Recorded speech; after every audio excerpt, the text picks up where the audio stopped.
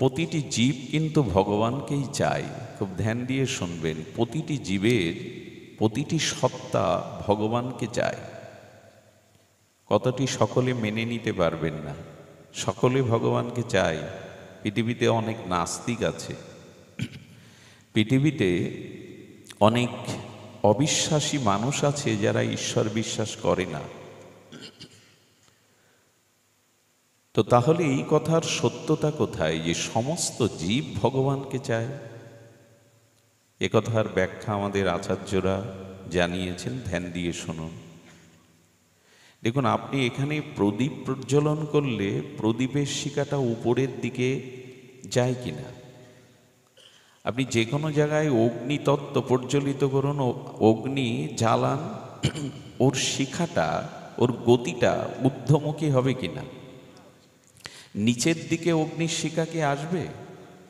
কারণ কি? কারণ অগ্নির সৃষ্টি সূর্য থেকে, যেখান থেকে যে বস্তুর সৃষ্টি তার গতি প্রকৃতি সেই দিকে।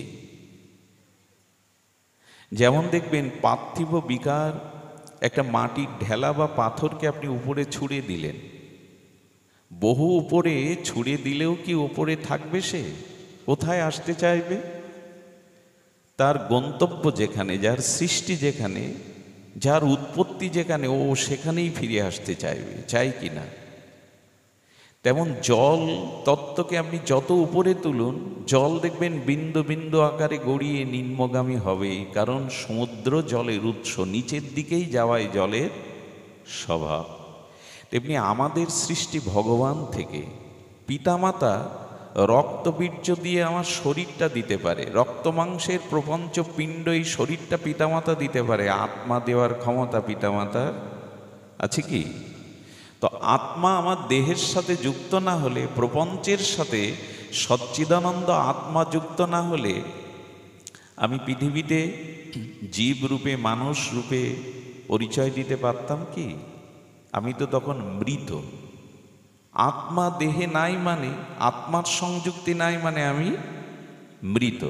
এই জন্য পিতামাতা আমাকে দেহটা দিতে পারে, রক্ত মাংসের পিণ্ড প্রপঞ্চময় শরীরটা দিতে পারে, আত্মা দিতে পারবে না। এই আত্মার অংশই আমরা। তুলসীদাস গোস্বামী বলেছেন, ঈশ্বর অংশ জীব অবিনাশী, চেতন অমল সহজ সুখ রাশি। গীতায় ভগবান বলেছেন, মামই বাংশ জীবলোক জীবভূতা সনাতন। তুমি আমার অংশ, সেই চিৎকণ সচ্চিদানন্দের পরম অংশরূপ আত্মা রূপে আমি তোমার সাথে যুক্ত রয়েছি। যেহেতু তুমি আমার অংশ, আমা থেকেই তোমার সৃষ্টি, তাই তোমার গতি প্রকৃতি আমার দিকেই। কিন্তু মানুষ অনেকেই নাস্তিক্যবাদে ঈশ্বরকে যে মানে না, আর আমাদের গতি ভগবানের দিকে, সেটাও তো আমরা লক্ষণে দেখি না। আমাদের গতি তো বিষয়ের দিকে, ভোগের দিকে, কামের দিকে, সংসারের দিকে, শরীরের দিকে, অর্থের দিকে, মান সম্মান পদ প্রতিষ্ঠার দিকে। কই ভগবানের দিকে তো সহজে আমাদের গতি যায় না। কিন্তু এই কথা আমাদের শাস্ত্রে এসেছে যে না, ভগবানকেই আমরা চাইছি। দেখুন, ভগবানের পরিচয় দিতে গেলে আমাদের এভাবেই পরিচয় দিতে হবে। ভগবত তত্ত্ব কি? ভগবানের তাত্ত্বিক তত্ত্ব কি? তাত্ত্বিক তত্ত্ব হলো সচ্চিৎ আনন্দময়। ভগবান হলেন সৎ চিৎ আনন্দ। এভাবে না জানলে কিন্তু আবেগে ভগবানকে জানা যাবে না। হই হুল্লোড় করে আবেগ তাড়িত হয়ে পরতত্ত্ব ভগবানকে জানা যাবে না। গীতা, ভাগবত, উপনিষদ, ঋষিদের সেই সাধনার উপলব্ধিতে তারা জানিয়েছেন ভগবান মানে সৎ চিৎ আনন্দ। এই তিনটি তত্ত্ব সমন্বিত যেখানে, সমষ্টি যেখানে, তাকে বলে ভগবান। সচ্চিদানন্দপূর্ণ কৃষ্ণের স্বরূপ। অমল পুরাণ সর্ববেদান্ত সার ভাগবত তাই বলেছেন, সচ্চিদানন্দ রূপায় বিশ্ব উৎপত্তাদি হেতবে তাপত্রায় বিনাশায় শ্রীকৃষ্ণ বয়াং নমঃ। ভগবান কিরূপ না, তিনি সৎ, তিনি চিৎ আনন্দময়। দেখুন প্রতিটা জীব ভগবানকে চাইছে কিনা এই তত্ত্বের দ্বারা নিরূপণ করেছেন আচার্যরা। ধ্যান দিয়ে শুনুন।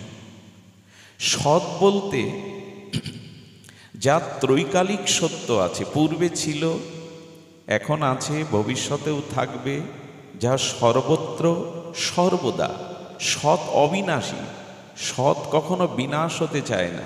আচ্ছা বলুন তো, আমরা কখনো আমাদের বিনাশ চাই কি? ঈশ্বর চাওয়ার দরকার নেই আপনার, আপনি আপনার বিনাশ চান। পৃথিবীর প্রতিটা প্রাণী তার অস্তিত্বকে টিকিয়ে রাখতে চায়, চাই কি না? জলে যদি কোনো একটা পিপিলিকা পড়ে যায়, সব প্রাণী তো বাঁচতে চায়, তার অস্তিত্বকে টিকিয়ে রাখতে চায়, নিজের অস্তিত্ব বিলীন হোক কেউ চায় না। তার মানে সত্তাকেই আমরা চাই। আমার অস্তিত্ব বিলীন হোক এ আমি চাই না, আমার অস্তিত্বকে আমি সর্বদা স্বীকার করতে চাই। এই জন্য বোধ হয় মৃত্যুকে কেউ মেনে নিতে চায় না, মৃত্যুকেও প্রার্থনা করে না, এই জন্য মৃত্যুকে মেনে নিতে চায় না, এই জন্য নিজের অস্তিত্বের নাশ কেহ চায় না। আমি বেঁচে থাকতে চাই, চিরদিন থাকতে চাই, আমার অস্তিত্ব বিদ্যমানতা থাক, আমার অস্তিত্ব যেন সংকটে না পড়ে। এটা চাওয়া মানেই তো ভগবানকে চাওয়া। কারণ পৃথিবীতে আর সকল কিছু বিনাশশীল, নশ্বর, একমাত্র সৎই হলো অবিনশ্বর, যার ধ্বংস, লয়, ক্ষয় এগুলি নাই। তা আমিও তো চাই আমার অস্তিত্ব টিকে থাকুক। কেউ অস্তিত্ব বিনাশ চায় না। তার মানে আপনি পরোক্ষভাবেও ঈশ্বরকে না চাইলেই, রাম ভগবান, হরিচাঁদ ঠাকুর, শ্রীকৃষ্ণ চৈতন্য প্রভু, এভাবে নাম ধরে না চাইলেই আপনি সৎকে চাইছেন, আর সতের স্বরূপই হলেন ঈশ্বর।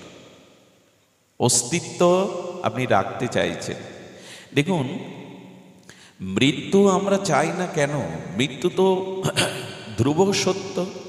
গীতার এই শ্লোকে যদি সরলত্ব আমরা করি, তাহলে মৃত্যুটা ভগবান যেভাবে দেখেছেন, ব্যক্ত করেছেন, সেটা বড় অদ্ভুত।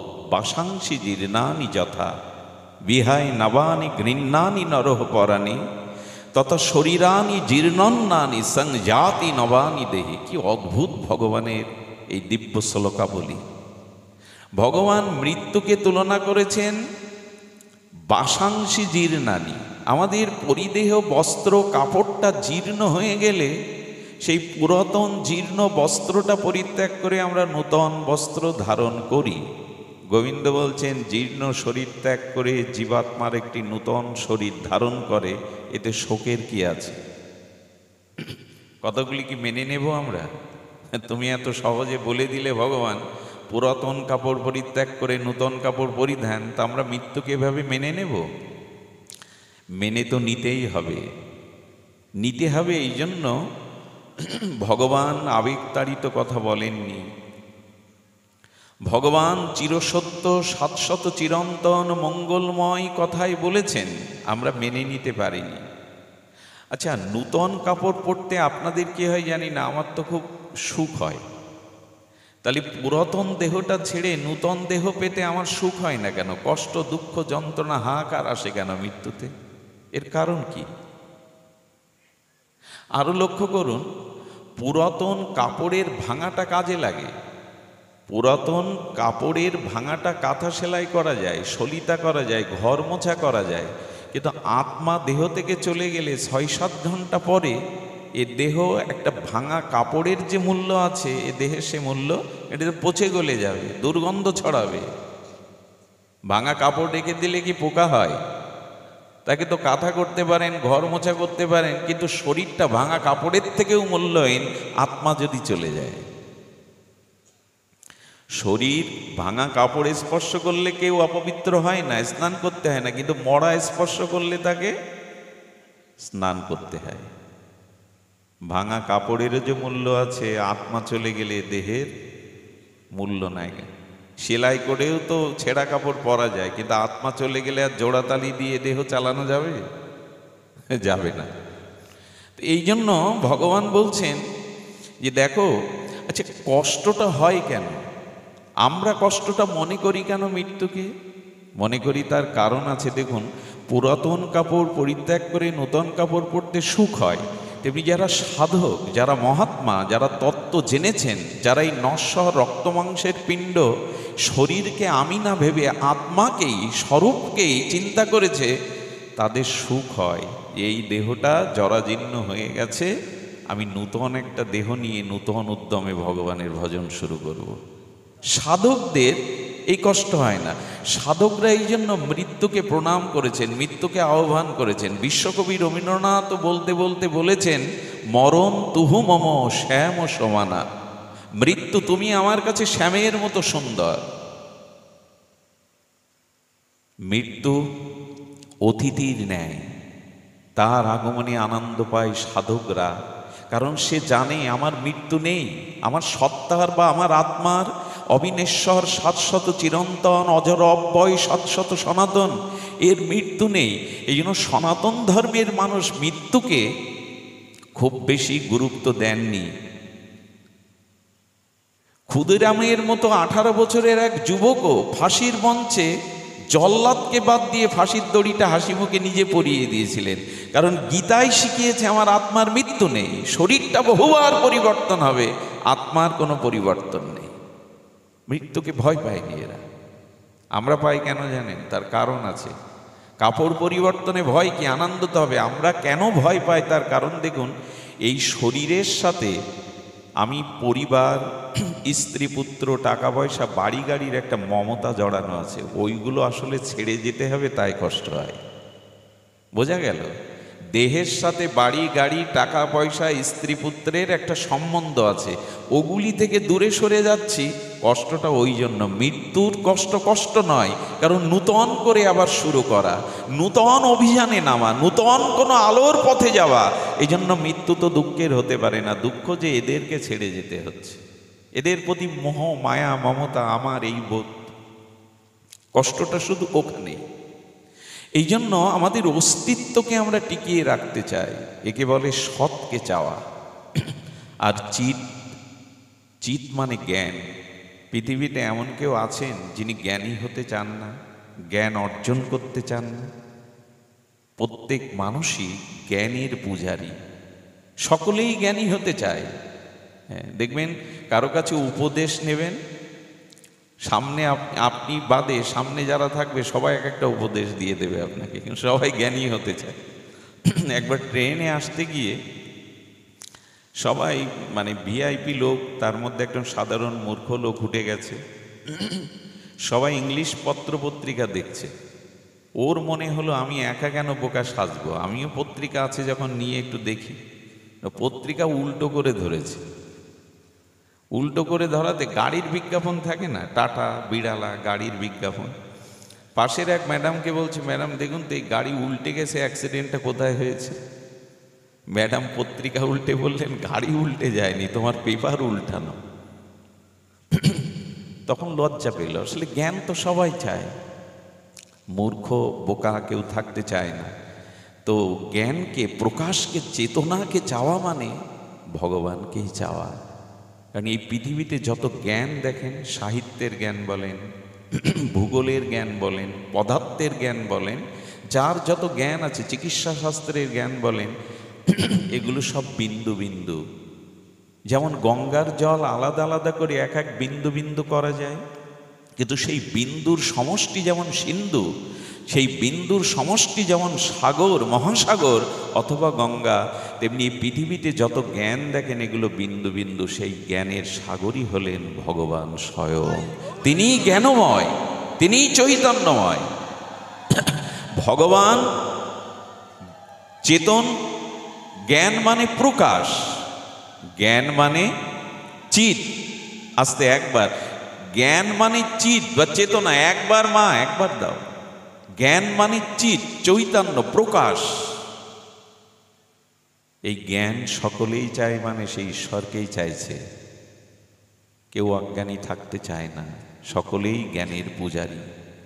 এই জন্য ঈশ্বরকে চাই না বললেও হবে না, সবাই চাইছে। প্রদীপটা জ্বালালে, আগুন জ্বালালে তার শিখা উদ্যমুখী হবেই। জীব যেহেতু ভগবানের থেকে এসেছে, সচ্চিদানন্দের অংশ, এই জন্য সে ভগবানকেই চাইবে। মুখে স্বীকার না করলে কি হবে? নাস্তিক্যবাদের মধ্যে যদি পড়ে যায়, তবু সকলে এই চেতনকে চাইছে, চিতকে চাইছে, জ্ঞানকে চাইছে। চেতন মানে প্রকাশ, সেই প্রকাশ আমরা সকলেই চাইছি। চিত না হলে কিন্তু আনন্দও পাওয়া যাবে না। দেখবেন একটি একটি কিশোর ছেলে মারা গেলে তাকে মেডিসিন দিয়ে কাচের ঘরে যদি 500 বছরও সুরক্ষিত রাখেন, সে যুবক হবে তো? হবে কি? আচ্ছা, আমি যদি এখন মারা যাই, আমাকে 5-7 দিন রাখলে আমার চুলগুলো, নখগুলো বাড়বে? বাড়বে না। এখন বাড়ে কেন? আমার ভিতরে চিত, একটা বৃদ্ধি শক্তি আছে। কোনো কিশোর মারা গেলে তাকে 500 বছর দিয়ে রেখে দিলেও সে যুবক কখনো হবে না। আমরা কিন্তু হয়েছি, কারণ চিত, চেতন, প্রকাশ আমার মধ্যে ছিল। এবং চিতটা বোঝানোর জন্য বলা হয়েছে, চোখ এখন দেখছে কিন্তু মৃত ব্যক্তির চোখ দেখে না, কারণ চিত প্রকাশটা তার মধ্যে, চুল নখগুলো বাড়ে না। আচ্ছা, এখন ধূপের একটা অগ্নিকণা আপনার গায়ে পড়লে একটু জ্বালা করবে না? অনুভব হবে না? কিন্তু মৃত্যুর পরে চিতায় যখন পোড়াবেন তখন ওই জ্বালা অনুভব হবে তো তার? কেন হবে না? চেতন বা চিত তার মধ্যে নাই। এই জন্য চেতন, চিত, প্রকাশ আমরা সবাই চাই। জ্ঞানী হতে চাই, জ্ঞান অর্জন করতে চাই। আর তৃতীয়টিতেও, পৃথিবীতে এমন কোনো জীব নাই যা চায় না, অর্থাৎ আনন্দ। সৎ চিত আনন্দ কে না চায়? এ পৃথিবীতে আনন্দ না থাকলে কেউ বেঁচে থাকতো না। কোথাও না কোথাও আনন্দের সন্ধান আছে, কোথাও না কোথাও আনন্দ খুঁজে পায় মানুষ, তাই পৃথিবীতে বেঁচে আছে। এই জন্য আনন্দ বা সুখ ভগবানকে কেউ না চাইতে পারে। আচ্ছা, আপনাদের কাছে প্রশ্ন করি, সুখ কেমন চান? সকালে চান, বিকালে চান না? এর মধ্যে আছেন নাকি কেউ? না বললে কিন্তু পাবেন না। সকালে সুখ চান, বিকালে সুখ চান না, এমন কেউ আছেন? তেমন সুখ আমরা সর্বসময় চাই। স্বপ্নের মধ্যেও সুখ চাই। হ্যাঁ, নিজের কোনো অঘটন, নিজের কোনো ক্ষতির স্বপ্ন কেউ দেখতে চায়? স্বপ্নতেও মানুষ সুখী হতে চায়, সুখ চায়। আর এটা চাওয়া মানে ভগবানকেই চাওয়া। এই জন্য পৃথিবীতে এমন কোনো প্রাণী নেই, আপনি পিপীলিকার সামনে মধুর বিন্দু আর বিষের বিন্দু দিয়ে দেন, ও দেখবেন মধুর বিন্দুতেই যাবে। ও আনন্দ চায়, ও তৃপ্তি চায়। এই জন্য ভগবানকে চাওয়া মানেই সচ্চিত আনন্দকে চাওয়া। আসুন আমরা ভগবানকেই চাইছি, কিন্তু মাঝখানে সাধু কৃপা, বৈষ্ণব কৃপা, মহৎ কৃপা, শাস্ত্র কৃপায় না থাকায় আমরা উপলব্ধি করতে পারছি না। চাইছি ভগবানকে, বাইরে যাই বলি। এই জন্য প্রতিটি জীব ভগবানের দিকেই ছুটছে, ভগবানকেই চাইছে, কিন্তু আমাদের অজ্ঞানতা, মোহ এটা বুঝতে দিচ্ছে না। আনন্দ কেনা চায়, আনন্দ অখণ্ড রূপে চায়, খণ্ড রূপে চায় না। আনন্দ সর্বসময় চাই, সুখ তো সকলেই চাই। তাহলে ভগবানকেই আমরা প্রকৃত চাইছি। তো এখানে যে শ্লোকটি বলেছেন, দেখুন, আপনি অন্যের কাছে কিছু চাইতে যাবেন না। যদি কিছু চাওয়া পাওয়া থাকে বা কামনা বাসনা থাকুক বা না থাকুক, সব কিছু একজনের কাছেই চান। অকাম সর্বকাম মোক্ষ কাম বা উদারতি তীব্রেণ ভক্তি যোগেন যজতে পুরুষং পরম। যদি কিছু চাইতে হয় ভগবানের কাছেই চাও, অন্য কারো কাছে চেও না। এই সংসারে যদি কোনো কিছু কামনাও থাকে, তোমার বাসনাও থাকে, অন্য কারো কাছে চেও না, ভগবানের কাছেই চাও। দেখুন, ভগবানের কাছে আপনাকে চাইতে বলছি এই জন্য, কামনা বাসনা নিয়ে ভগবানের কাছে যেতে নেই। কিন্তু কথাটা আমাদের শাস্ত্র বলেছেন না, যদি বাসনা কিছু থাকে লুকিয়ে, চাওয়া পাওয়া কিছু থাকে, তবে অন্য কারো কাছে চাইতে যেও না। বরঞ্চ দেবতাদের কাছেও চাইতে যেও না, বিপদ আছে। দেবতাদের কাছেও সবসময় চাইতে যেও না, কারণ তোমার প্রার্থিত বস্তু দেবতা তোমায় দিয়ে দেবে, কিন্তু সেই বস্তু পেলে তোমার কল্যাণ হবে কি অকল্যাণ হবে দেবতা এটা ভাববে না। বোঝা যায় কথা? দেবতার কাছে আপনি কিছু চাইলেন, তার পূজা অর্চন আরাধনা করে দেবতা দিল, কিন্তু সেই বস্তু আপনার হিতে কল্যাণ কি অকল্যাণ বয়ে আনবে, এতে দেবতার কিছু যায় আসে না। আচ্ছা, মোড়ের দোকানদারের কাছে একটা বাচ্চা গিয়ে যদি 5 টাকা দামের বেলেট চায়, দোকানদার দেবে কি না? বিকিকিনি করতে বসছে।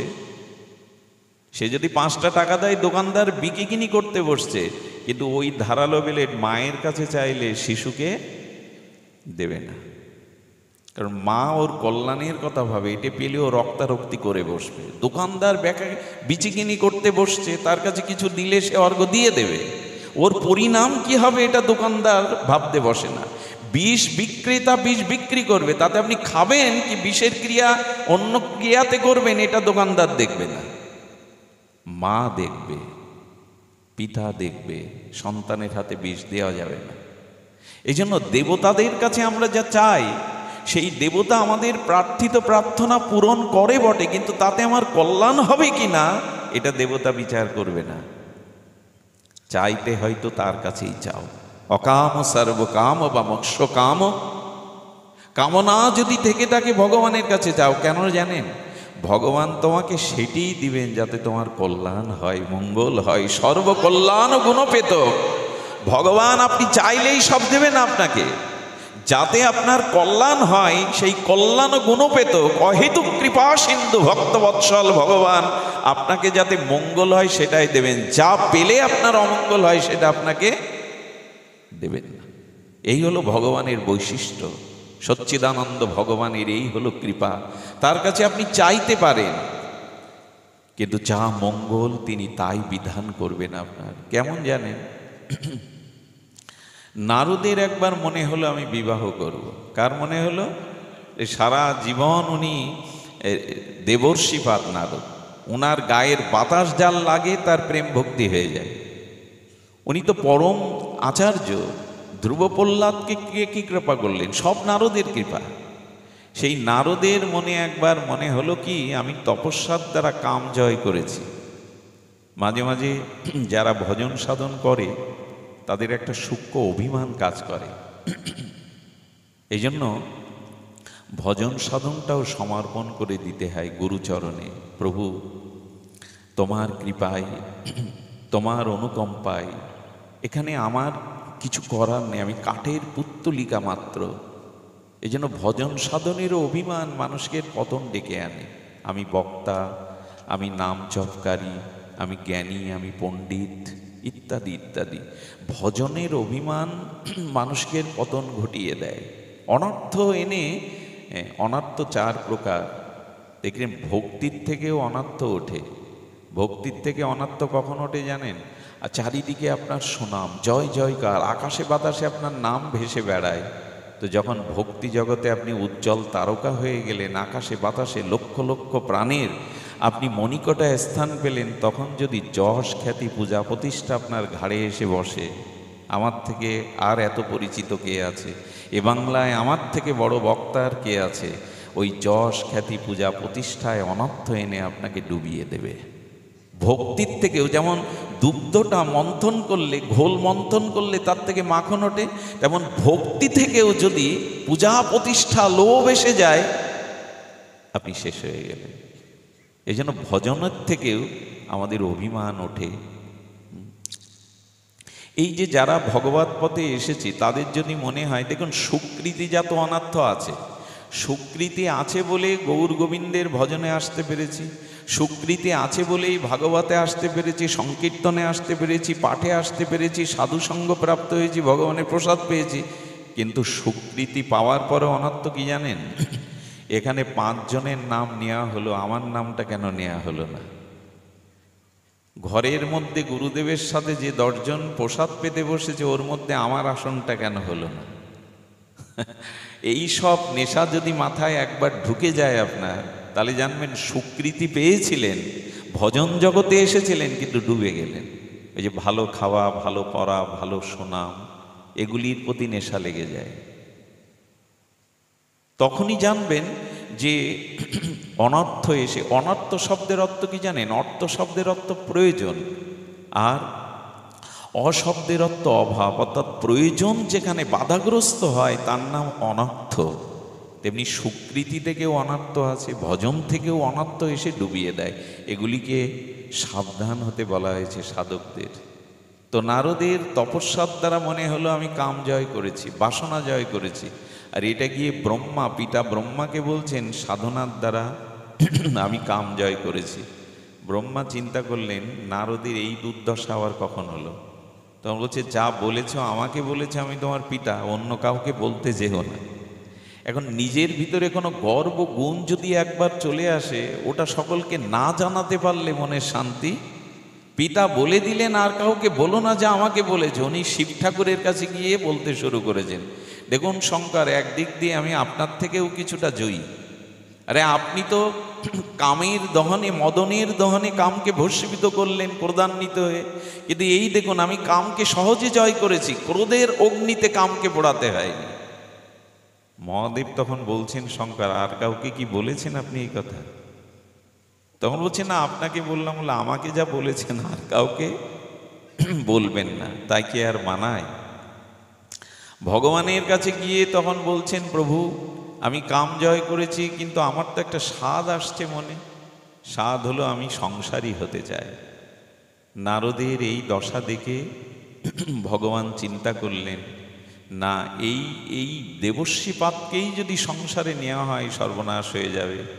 স্বয়ংবার সবাই স্বয়ং মোহিনী রূপ ধরে গোবিন্দ, আর স্বয়ংবার সবাই মালা দিতে গিয়ে নারদ বেশ বর বেশে গেছেন। কিন্তু গোবিন্দ কৃপা করে, দয়া করে, করুণা করে নারদের প্রতি ভক্তবৎসলতায় নারদের মুখটা পোড়া হনুমানের মুখ করে দিয়েছে। নিজের মুখ কি দেখা যায়? ও গিয়ে বসেছে যে বরমাল্য দিলে মোহিনী আমার গলায় দেবে। ভগবানও সেখানে বর বেশে গিয়ে মোহিনীর মালা নিলেন। যেই ভগবানের গলায় মোহিনী মালা দিল, নারদের এই পোড়া হনুমান মুখ দেখে সবাই ঠাট্টা করতে লাগলো। তখনই নারদ দর্পণে নিজের মুখ দেখে কাঁদছেন আর গোবিন্দকে অভিশাপ দিচ্ছেন ভগবানকে। বল বাহ, দেখুন কামনা এলে কি হয়। বললেন তোমার পাশে লক্ষ্মী দেবী থাকতে দোষ নেই, শিবের পাশে পার্বতীর দোষ নেই, নারায়ণের পাশে লক্ষ্মীর দোষ নেই, ব্রহ্মার পাশে ব্রহ্মণীর থাকতে দোষ নেই, শুধু আমার পাশে থাকতে দোষ। হিংসা হলো আমি বিয়ে করব বলে। যখন কাঁদছে তখন বলছেন আমি তোমায় অভিশাপ দেব ভগবান। গোবিন্দ তখন মনে মনে বললেন, তুমি তো সামান্য সময় কাঁদছো, যাতে সারা জীবন কাঁদতে না হয় এই জন্য আমি তোমার ব্যবস্থা করিনি, যাতে সারা জীবন না কাঁদতে হয়। আর শোনো, তোমার সুখের জন্য, তোমার মঙ্গলের জন্য যদি অভিশাপ নিতেই হয়, দাও নারদ, অভিশাপ দাও। বললো আমাকে যেমন স্ত্রী ছাড়া করলে, শোনো ভগবান, তোমাকেও 14 বছরের স্ত্রী ছাড়া হতে হবে। আর এই হনুমান মুখো করে আমাকে বঞ্চিত করলে, সেদিন ওই স্ত্রী উদ্ধারে এই হনুমানের প্রয়োজন হবে তোমার। ভগবান মাথা পেতে নিলেন। অথচ ইনাকে বিয়ে দিচ্ছেন না, কদ্দম ঋষি ভগবানের উপাসনা করছেন। কদ্দম ঋষিকে বললেন আমি তোমার জন্য সুকন্যা নির্ধারণ করে রেখেছি, উপযুক্ত সময় তোমার বিবাহ হবে। একজনকে বিয়ে দিচ্ছেন না, অভিশাপ দিচ্ছেন, আর একজনের বিয়ের জন্য পাত্রী রেখে দিয়েছেন। কেন জানেন? ভগবান জানেন কার কোনটা দিলে তার জীবনের কল্যাণ হবে। এই জন্য চাইতেই যদি হয় ভগবানের কাছে চান, সে কামনা বাসনা হোক, কিন্তু আপনাকে তাই দেবে ভগবান যে আপনার জন্য কল্যাণকর বা মঙ্গলময়। এই জন্য অকাম সর্বকাম মোক্ষ কাম। আরে